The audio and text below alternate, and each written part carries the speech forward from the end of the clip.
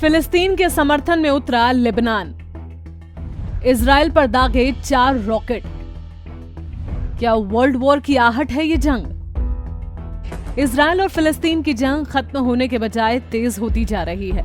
इस जंग में जिस तरह से लेबनान की एंट्री हुई है, उससे विश्व युद्ध की आशंका गहरा गई है। लेबनान की तरफ से इजराइल पर बुधवार को 4 रॉकेट दागे गए। इसके जवाब में इजराइल ने भी हवाई हमले किए।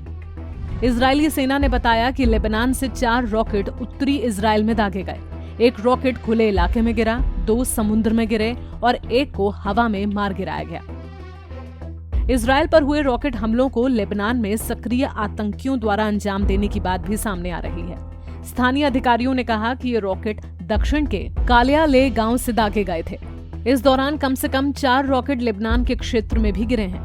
लेबनान से हुए हमलों ने जहां एक और मोर्चे पर इजराइल की परेशानी बढ़ा दी है, वहीं इस बात की आशंका भी तेज हो गई है कि दोनों देशों की ये जंग व्यापक रूप धारण कर सकती है। इजराइल और फिलिस्तीन की जंग से ऐसे हो सकते हैं हालात। लेबनान का आतंकी संगठन हिजबुल्लाह इजराइल द्वारा फिलिस्तीन पर किए गए हमलों और अमेरिका के इजराइल समर्थक रुख से काफी नाराज है। माना जा रहा है कि उसी ने रॉकेट हमलों को अंजाम दिया होगा और वे आगे भी इस तरह की कार्रवाई कर सकता है। ऐसे में यदि लेबनान सरकार हिजबुल्लाह पर लगाम नहीं लगा पाती, तो इजराइल को बड़ा कदम उठाने पर मजबूर होना पड़ेगा और संभव है कि अमेरिका इसमें उसका साथ दे। इस स्थिति में तुर्की सहित तमाम मुस्लिम देश एक सुर में इजराइल के खिलाफ मोर्चा खोल सकते हैं। तुर्की रूस को भी लगातार अपने खेमे में लाने की कोशिश कर रहा है।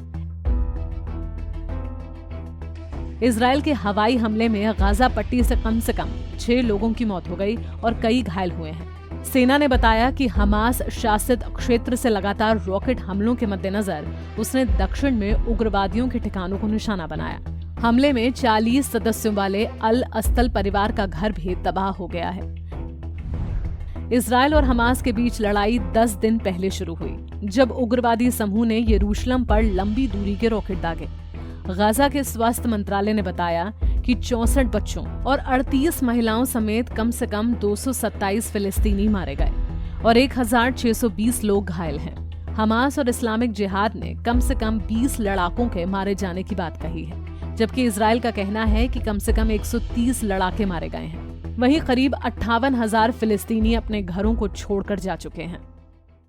हमसे जुड़े रहने के लिए हमारे YouTube चैनल को सब्सक्राइब करें और नई वीडियो की नोटिफिकेशन के लिए बेल आइकॉन को दबाएं। अगर आप ये वीडियो Facebook पर देख रहे हैं तो लाइक जरूर करें और ज्यादा से ज्यादा शेयर करें। धन्यवाद।